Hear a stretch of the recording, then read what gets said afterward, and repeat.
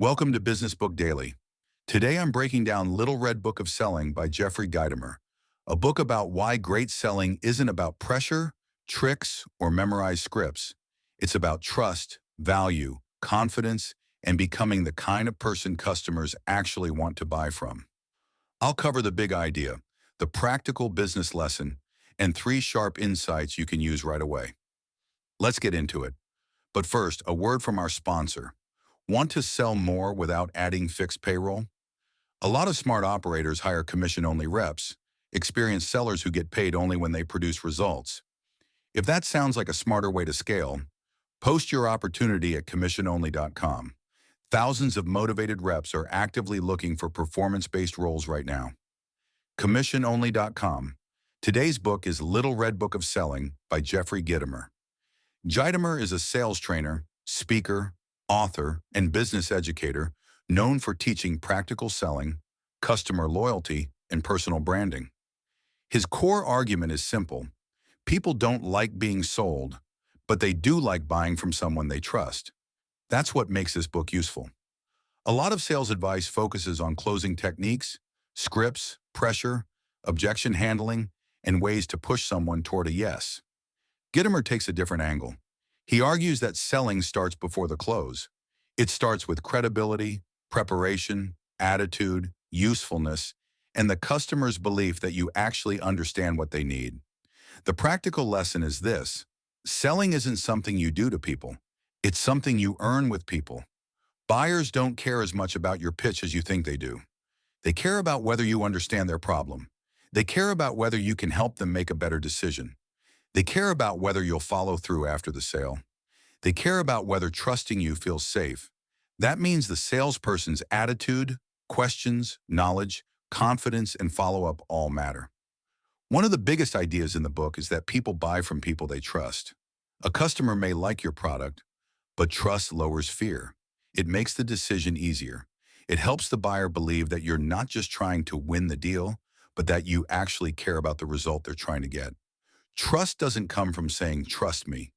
That's usually when people trust you least. Trust comes from telling the truth, knowing your offer, asking useful questions, keeping promises, and showing that you care more about the customer's outcome than the short-term commission. Another key lesson is that value beats price pressure. If the only thing a customer understands is the price, they'll compare you to the cheapest option. That puts you in a weak position. A stronger salesperson explains the value behind the price. What outcome does the customer get? What problem becomes easier? What risk goes down? What time gets saved? What cost gets avoided? What opportunity opens up? When the customer understands value, the conversation changes. It's no longer just about what they pay. It's about what they receive, avoid, gain, and protect. The book also makes a strong case for better questions. Weak salespeople talk too much.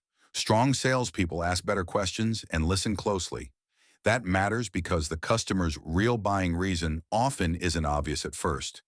They may say they want a lower price, but what they really want is less risk. They may say they need to think about it, but what they really need is more confidence. They may ask about features, but what they really care about is whether the product will solve the problem without creating more work. Better questions help you find the real issue. They also show the customer that you're paying attention instead of waiting for your turn to pitch. Gitomer also talks a lot about attitude. That can sound basic, but it's not. Customers can feel insecurity, frustration, neediness, indifference, and desperation. They can also feel confidence, curiosity, preparation, and belief. A good salesperson doesn't need to be fake or loud, but they do need to bring the right energy into the conversation. If you don't believe in the product, the company, the value, or yourself, the customer will probably feel that. Another major lesson is follow-up. Many sales are lost because the salesperson disappears, follows up weekly, or only checks in when they want the deal. Smart follow-up creates value. It answers concerns. It reminds the buyer why the decision matters. It gives them something useful. It keeps trust alive after the first conversation. A lazy, just checking in message doesn't move the sale forward. A useful follow-up does. So how do you apply this?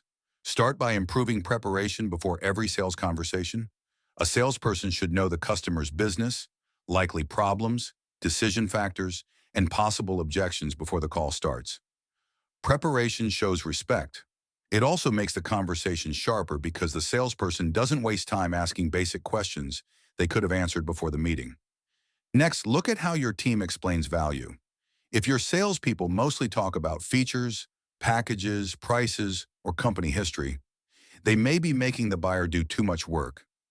Train them to connect the offer to a clear result. What does the customer gain? What risk goes down? What problem gets easier?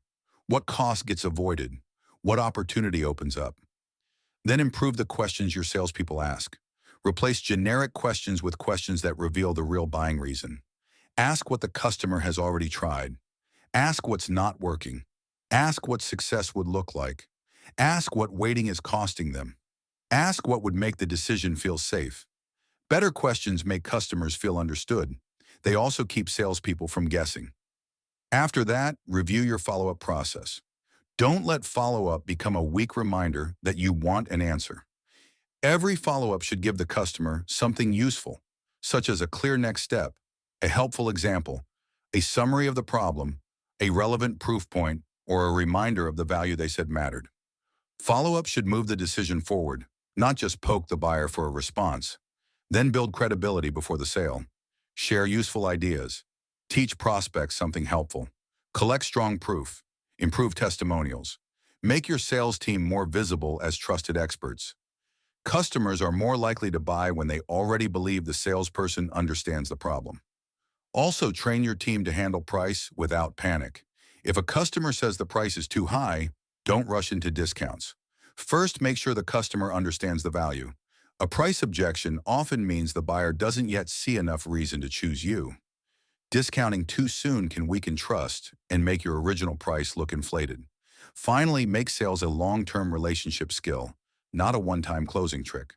A customer who trusts you can buy again, refer others, and make future sales easier.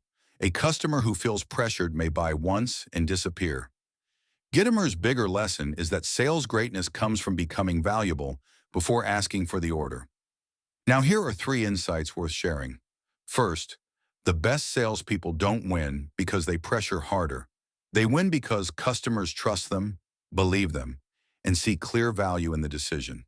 Second, if price is the only thing your buyer understands, you haven't sold the value yet. Strong salespeople connect the offer to outcomes, risks, savings, and results. Third, follow-up isn't a reminder that you want the deal. It's another chance to create value, answer doubt, and make the decision easier. Today's closing sponsor is memoirghostwriting.com. Many of the best business books start as ideas leaders have been refining for years. Memoirghostwriting.com works with founders, executives, and industry experts to turn those ideas into polished business books that build authority, attract leads, and open doors. They handle everything from interviews to writing to editing to publishing. If there's a book in your head that should already be helping your business, learn more at memoirghostwriting.com. That's it for today. See you next time.